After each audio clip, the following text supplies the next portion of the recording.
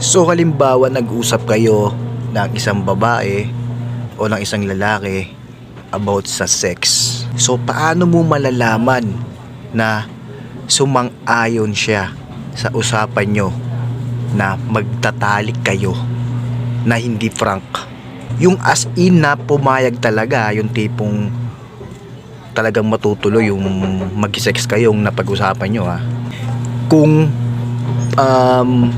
pumayag na siya o naipagkita siya mismo sa meet up o sa meeting place ninyo hanggang sa magkatabi na kayo sa kama at nahawak-hawakan nyo na sa isa't isa yung mga bagay na pribado sa inyo.